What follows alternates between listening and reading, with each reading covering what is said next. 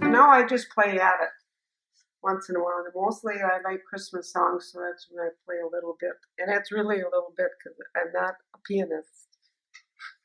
I'm really only a singer. I've never had professional lessons, so you have to forgive me. I'm really what we call a shower singer, where we sing in the shower. And so I'll give you a little idea, and I'll look at you, but I'll also turn and look at her too, because that's who I sang it to. There's a tree in the meadow with a stream running by, and carved upon that tree you'll see, I'll love you till I die.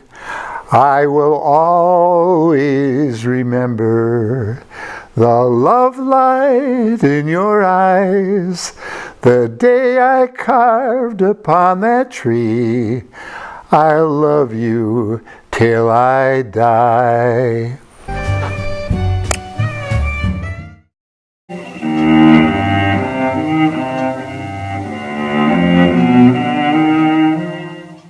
Anything when you have trials and troubles, those are the things that draw you together. Those are the things that get you on your knees together. Those are the things that you look back and maybe look at life and see a different perspective. This story happened when I was about 30 years old. And I lived in Richfield, Minnesota, and in a rambler house with my wife, Janet, my children, Mark, Susie, Peggy, and Danny. This all started when I picked up my father and mother at the train depot in Minneapolis because they were coming down to visit and be with us. And I just started to go to sleep, and I looked out the back window and I saw these flames coming. And he came running in, Grandma, Mom, my guardian angel woke me up in this fire. And she and I went to get all the kids and get them out of the house and to get Grandpa and Grandma out. I told them to go to the neighbors right through the snow. Don't worry about the cold. Don't worry about the snow on your feet. It's our life that's important right now.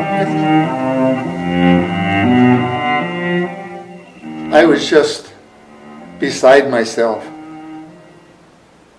And to make things worse, just about this time, unbeknown to me, my father and mother had come back into the house because after I had gotten them outside, because they were going to try to get their suitcase or my mother's or dad's coat. And while trying to do that, the gases and smokes got to them so that my dad went down in the living room next, not too far, maybe 15 feet from the front door. And he went down and my mother screamed out, Dale, oh Dale, help me. And I'm still looking for little Danny, and I had to say, Mom, you got to do the best you can. I've got to find my son. Jesus. He'll be there to take care of you or to help you. He's always there to answer our prayers. And we a lot of times just hear that or say that he never leaves us. But I can prove to you that he doesn't. And that his words are true, what he says. I will be with you. I heard so distinctly him speaking to me. He said, Dale, look under the bed. I answered back, I have looked under the bed. I looked in the corners. I looked in the closet.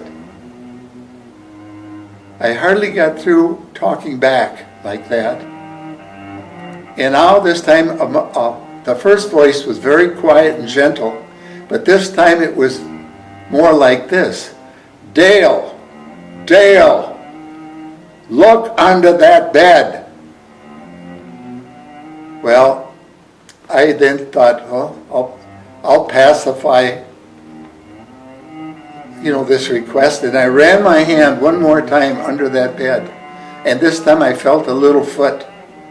The last thing I could remember, as the ambulances pulled away, I looked out the window and I saw them take my father and mother out of the house, the firemen, and cover them up with a blanket or whatever they use, I suppose.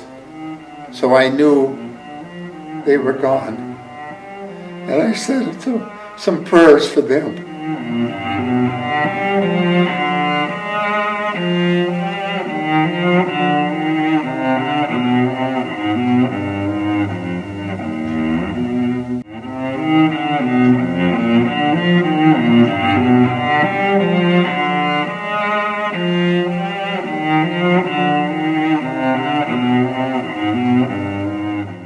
He was there to help us and help us to grow from experiences.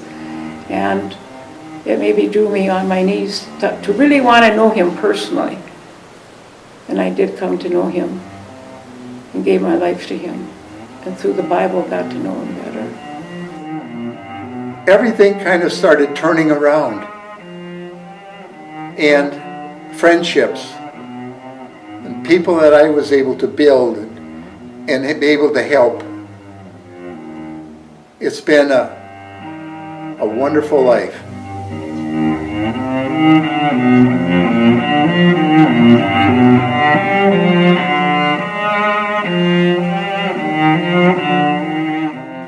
The blessings just keep coming, and I hope they'll never end.